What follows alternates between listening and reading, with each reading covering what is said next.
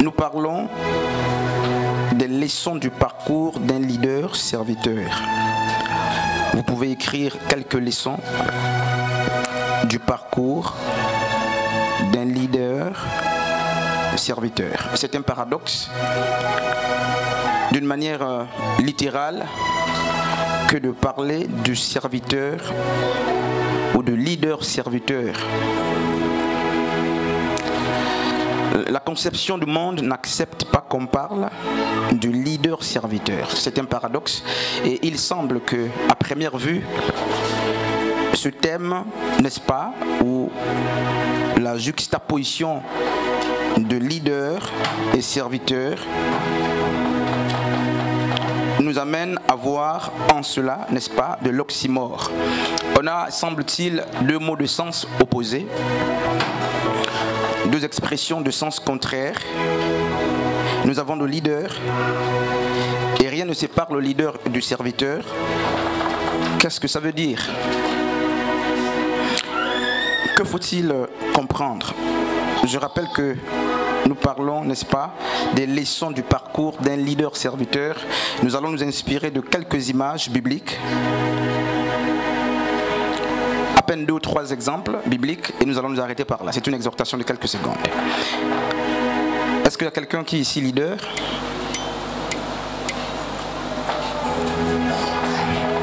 Je sais que nous refusons, n'est-ce pas? Est-ce qu'il y a quelqu'un qui est serviteur? Alors, les Grecs emploient plusieurs expressions, n'est-ce pas, pour parler d'esclaves ou des serviteurs.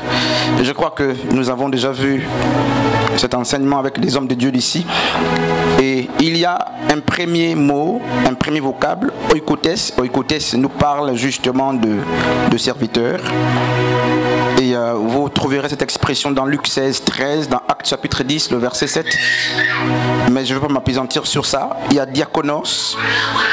Et dans Colossiens chapitre 1, à partir du verset 7 à 25, même dans Actes chapitre 6, vous verrez aussi justement que la notion de serviteur peut être collée à diakonos. Vous avez païs, c'est donc un serviteur, et chez les Grecs, les païs, justement, ce sont des serviteurs jeunes. On peut voir ça dans Luc chapitre 1er, 54, et même dans Actes chapitre 3, le verset 13. Et il y a une autre expression justement qui renvoie aussi à serviteur, et dans le Strong 14:01, on parle de doulos. Et j'aime plus cette expression parce que doulos fait la somme ou le condensé, n'est-ce pas, de toutes les expressions que nous avons précédemment citées. Et lorsqu'on parle de doulos, n'est-ce pas, on parle de serviteurs. Lorsqu'on parle de païs, on parle des serviteurs. Lorsqu'on parle de diakonos, on parle aussi de serviteurs. Mais en fait, l'intensité ou la portée n'est pas la même. C'est pourquoi je préfère travailler avec doulos, parce que dans doulos, on trouve, n'est-ce pas, les caractères de tous les autres, n'est-ce pas, tous les autres esclaves ou toutes les autres expressions qui renvoient tout de même à serviteur ou esclave. Alors, il y a un texte justement que nous allons aborder pour compléter Matthieu chapitre 5, c'est Marc chapitre 10, 45. Je vais le lire chez moi dans la version Louis II, édition 89-10. Car le Fils de l'homme est venu non pour être servi, mais pour servir et pour donner sa vie comme la rançon de plusieurs. Luc 22, 27 dit ceci. Car quel est le plus grand? Celui qui est à table ou celui qui sert? N'est-ce pas celui qui est à table?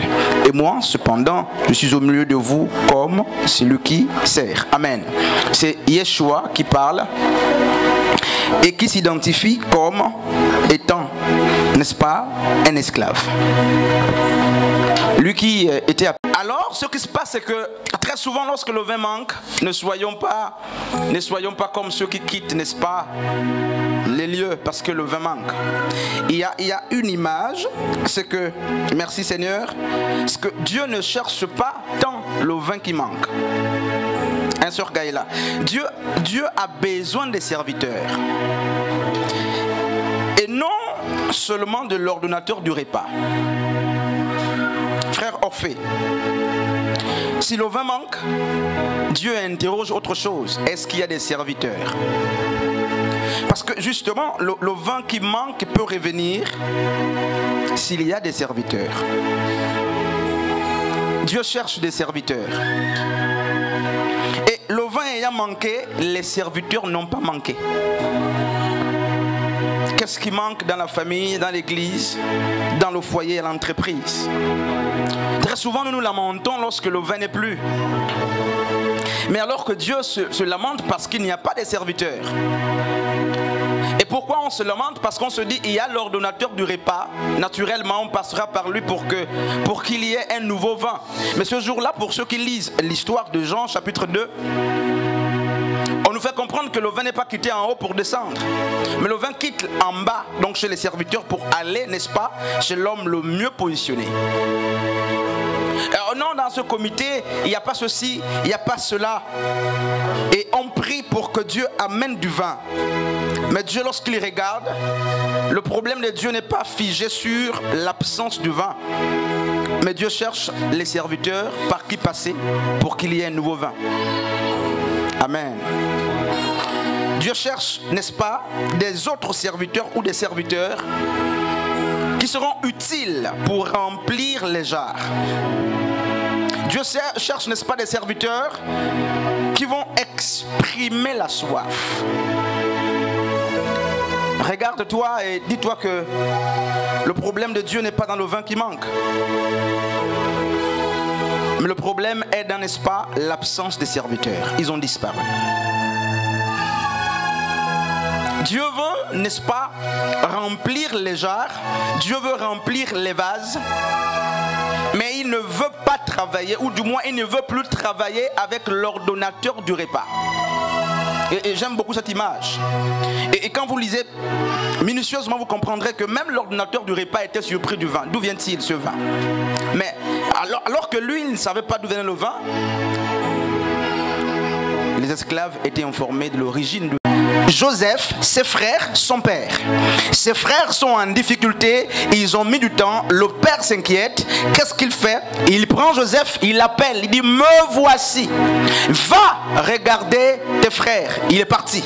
La seule manière pour un serviteur d'être utile au père, c'est de servir ses frères. Frères et sœurs, il y a des frères qui disent servir Dieu, qui veulent servir Dieu. Mais Joseph s'est montré utile pour son père. Joseph était au service de son père dans cet épisode lorsqu'il accepte d'aller justement servir ses frères. On ne peut pas prétendre être au service du père alors qu'on ne va pas vers les frères. C'est là justement qu'il a dit, me voici. Il s'est senti utile pour le père. Il est devenu serviteur de son père en servant ses frères, en s'inquiétant justement, n'est-ce pas, de la vie de ses frères. Et c'est là qu'en chemin, le leader serviteur va être, n'est-ce pas, vendu. Et la Bible dit justement que le père lui avait donné un habit de plusieurs couleurs qui attirait la convoitise de ses frères. Même ses propres songes n'étaient pas interprétés par lui. Quelle humilité et quelle prétention des autres. Même les songes de Joseph n'étaient pas interprétés par lui-même. Ce sont des frères, n'est-ce pas, qui apportaient l'interprétation littérale de ces songes et même spirituelle. Ce sont eux qui comprenaient les songes d'autrui. Je prie pour que tu comprennes ce message qui est très, très fermé, très simple, très écliptique. Ils convoitaient la tenue multiforme, multicouleur de Joseph et ils vont le vendre. Ils vont prendre cette tunique et ils vont dire au père, un animal a dû prendre, n'est-ce pas, ton fils. Et la Bible nous raconte tout de même l'histoire de Joseph dans, n'est-ce pas, la maison de Potiphar. La Bible dit que tout ce qu'il touchait prospérait. On va quelque part. Tout ce qu'il touchait prospérait. Il était aussi au service. Alors que les hommes avaient eux-mêmes compris les songes qu'ils avaient, Joseph, ce Potiphar, a fait ce qu'il devait être. Il a fait ce qu'il devait faire. Il a fait ce qu'il était. Même chez Potiphar, et c'est à cause cause du service que Joseph va quitter chez Potiphar pour aller en prison. C'est à cause du service que Joseph a été vendu par ses frères. Comme quoi, très souvent sur le chemin du service, sur le chemin du serviteur, il semble qu'on croise, n'est-ce pas, des choses qui sont contraires à notre service. Nous sommes tous en prison. Mais ils n'ont pas osé dire cela. Ils ont au-delà, justement, n'est-ce pas, de la prison, raconté le sens qu'ils avaient eu à la personne de Joseph. Et Joseph est resté là au service des prisonniers comme lui, en prison. Un serviteur ne choisit pas d'endroit pour servir. Oh, la prison de Joseph ne l'a pas empêché d'être ce qu'il était. Il était serviteur et il va analyser le songe. 3 jours après, un va être pendu et un va être libéré. Et celui qui est libéré, Joseph lui dira, ne m'oublie pas, le serviteur. Reste. Joseph est resté. Et celui-là est parti. Il a oublié Joseph. Il a oublié Joseph, mais Dieu n'a pas oublié Joseph. Quelque temps après, Pharaon est confronté, le roi de l'Égypte est confronté à un dilemme. Et cela, justement, on se souvient de Joseph qui avait, n'est-ce pas, interprété un songe en prison, non pas dans un palais. Je ne sais pas si tu comprends le message aujourd'hui même. Ça fait ça, ça fait ci, ça monte. Ça descend, ça monte, ça va au milieu, au centre. Il a expliqué le songe devant 2 personnes. Il n'a pas minimisé le service parce qu'il était en prison. Il n'a pas minimisé son service parce qu'il n'y avait que 2 personnes devant lui. Il a fait le service. Et plus tard, il est convoqué par le palais pour avoir débuté le service dans un palais, dans une prison. Je suis venu dire à quelqu'un, n'est-ce pas, que n'attends pas qu'il y ait en face de toi une multitude pour que tu sois au service ou pour que tu fasses bien ce que tu dois faire. Joseph n'a pas attendu être dans la foule pour commencer à faire son service. Il était en prison. Il n'a pas cherché à être acclamé. Il a fait son service. Et son service fait en prison l'a amené à être convoqué au palais. Et là, il fera un autre service, non pas seulement devant 2 personnes, mais devant, n'est-ce pas, le roi et devant plusieurs autres personnes. Comme quoi, le service ne doit pas être minimisé. Le service homme et femme de Dieu ne doit pas être minimisé. Je vais quelque part. Ce jour-là, permettez que je fasse une parenthèse et que je rentre dans l'histoire. J'imagine l'histoire. Il y avait des soldats qui conduisaient Joseph. Est-ce qu'ils étaient calmes? Est-ce qu'ils tabassaient Joseph en chemin? Je ne sais pas. Les soldats l'accompagnaient et ils pouvaient se moquer de lui. Mais ils ignoraient quelque chose, c'est que, mais en fait, c'est lui qu'ils étaient en train de conduire comme un esclave, devait être, n'est-ce pas, le prochain roi, le prochain chef. Alors chez Potiphar, il sert et ne voulant pas se souiller avec la femme de Potiphar, il va être faussement accusé et il va faire la prison. Et j'aime le dire, il n'y a pas que les injustes qui vont, n'est-ce pas, la croire. Et Joseph s'est retrouvé en prison. Et là même en prison, un matin il arrive, il voit 2 prisonniers qui étaient autrefois au service, n'est-ce pas, de Pharaon. Il va dire que je lis sur vos visages de la tristesse. Et regarde, si quelqu'un te le dit ici un jour, certainement, je ne sais pas ce que ça peut donner. Les 3 sont en prison, mais lui lit les visages des autres. Lui il souffre, les autres souffrent, mais il dit je vois la tristesse sur vos visages. Mais toi aussi tu es triste. Je pense qu'ils auraient dit mais toi aussi tu es triste. Que la parole est douce. Un frère a dit c'est un pain, c'est un café. N'est-ce pas? Mais toi aussi, ils sont 3 en prison. Mais lui il vient en éclaireur. Il dit mais pourquoi vous êtes triste? Et ils ont expliqué le songe. C'est comme le frère ici qui à la place, n'est-ce pas, de ces 2 prisonniers aurait dit mais toi aussi tu souffres. Tu me parles pourquoi? Nous sommes tous en prison. Mais ils n'ont pas osé dire cela. Ils ont au-delà, justement, n'est-ce pas, de la prison, raconté le sens qu'ils avaient eu à la personne de Joseph. Et Joseph est resté là au service des prisonniers comme lui, en prison. Un serviteur ne choisit pas d'endroit pour servir. Oh, la prison de Joseph ne l'a pas empêché d'être ce qu'il était. Il était serviteur et il va analyser le songe. 3 jours après, un va être pendu et un va être libéré. Et celui qui est libéré, Joseph lui dira, ne m'oublie pas, le serviteur. Reste. Joseph est resté. Et celui-là est parti. Il a oublié Joseph. Il a oublié Joseph, mais Dieu n'a pas oublié Joseph. Quelque temps après, Pharaon est confronté, le roi de l'Égypte est confronté à un dilemme. Et c'est là justement qu'on se souvient, on se souvient de Joseph qui avait, n'est-ce pas, interprété un songe en prison, non pas dans un palais. Je ne sais pas si je comprends le message aujourd'hui même. Ça fait ça, ça fait ci, ça monte. Ça descend, ça monte, ça va au milieu, au centre. Il a expliqué le songe devant 2 personnes. Il n'a pas minimisé le service parce qu'il était en prison. Il n'a pas minimisé son service parce qu'il n'y avait que 2 personnes devant lui. Il a fait le service.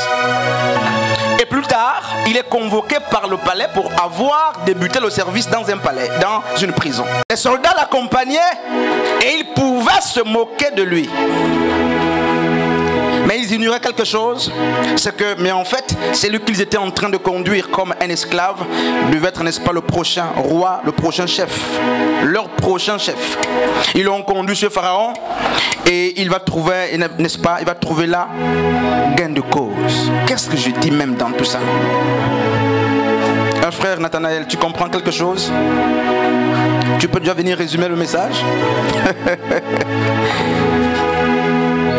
Alors, à quel niveau de responsabilité est-ce que tu te trouves? J'ai vu des frères annuler des réunions, annuler des cultes parce qu'ils sont 2, 3.